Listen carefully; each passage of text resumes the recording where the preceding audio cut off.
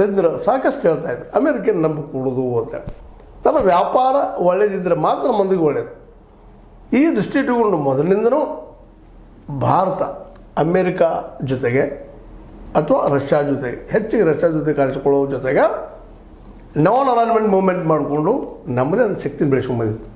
ಆದರೆ ನಮ್ಮ ಮೋದಿಜಿ ಅವರು ಈ ವಿಷಯದಲ್ಲಿ ತಪ್ಪಿದ್ರು ಅಂತೇಳಿ ಈ ಸಂದರ್ಭದಲ್ಲಿ ಸ್ಪಷ್ಟವಾಗಿ ಹೇಳಬೇಕಾಗ್ತದೆ. ಹೆಚ್ಚಿಗೆ ಅಮೇರಿಕೆಗಳಿಗೆ ಬಾರಿದ್ರು. ಅಮೇರಿಕ ನಮ್ಮ ದೋಸ್ತು, ಟ್ರಂಪ್ ಅವ್ರ ದೋಸ್ತು, ಅವ್ರು ಎಲೆಕ್ಷನ್ ಪ್ರಚಾರ ಮಾಡಿದರು, ಏನೆಲ್ಲ ಮಾಡಿದ್ರು ನೋಡಿದ ಇತಿಹಾಸ ಈಗೆಲ್ಲ. ಅವ್ರ ಜೊತೆ ಜೋಕಾಲಿ ಆಡಿದ್ರು ಕೂತ್ಕೊಂಡು ಏನೆಲ್ಲ ಮಾಡಿದರು. ಕೊನೆಗೆ ಆ ಮನುಷ್ಯ ಈ ರೀತಿ ಮಾತಾಡ್ತಾ ಇದ್ದಾರೆ. ಸತ್ಯ ತಪ್ಪಾಯಿತು.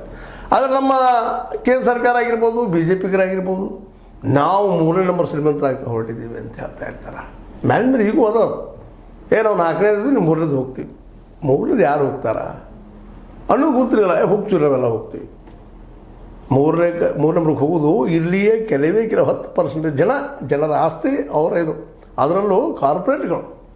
ಅದು ಇಡೀ ದೇಶ 4ನೇ ನಂಬರ್ ಅಲ್ಲ, ಪಾತಾಳಕ್ಕದ 156, 58 ಆ ಮಟ್ಟಕ್ಕದ. ಬಡತನ ಆ ರೀತಿ ಅದ. ಬಡತನದ, ನಿರುದ್ಯೋಗದ ಏನಿಲ್ಲ ನಮ್ಮ ದೇಶದಲ್ಲಿ ಬಡತನದ್ದು.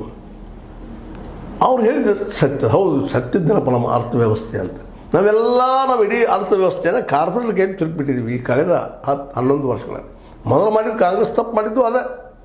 ಕಾಂಗ್ರೆಸ್ ನಮ್ಮ ಏನಪ್ಪ ಮಾಜಿ ಪ್ರಧಾನಿ ಪಿ ನರಸಿಂಹರಾಯರು ಒಂದು ಇತಿಹಾಸ ದೊಡ್ಡ ತಪ್ಪು ಹೆಜ್ಜೆ ಇಟ್ಟರು. ಮುಕ್ತ ಮಾರುಕಟ್ಟೆಗೆ ಹೆಜ್ಜೆ ಇಟ್ಟರು. ಮನಮೋಹನ್ ಸಿಂಗ್ರು ಅದರ ಲಾಭ ಒಂದಿಷ್ಟು ಮಾಡಿ ತೋರಿಸಿದರು. ಅದು ದೀರ್ಘಕಾಲೀನವಾಗಿ ಅದು ಕೇವಲ ಖಾಸಗಿಯವರ ಬೆಳವಣಿಗೆ ಅನುಕೂಲ ಆಗುವಂಥ ಸಿಸ್ಟಮ್ ಇರ್ತೀವಿ. ಇಡೀ ನಮ್ಮ ಭಾರತೀಯರನ್ನೆಲ್ಲ ಎತ್ತಿಕೊಂಡು ಹೋಗುವಂಥ ಮ್ಯಾಲೆ ಬೆಳೆಸುವಂಥ ಅರ್ಥವ್ಯವಸ್ಥೆ ಇರಲಿಲ್ಲ, ಈಗಲೂ ಇಲ್ಲ.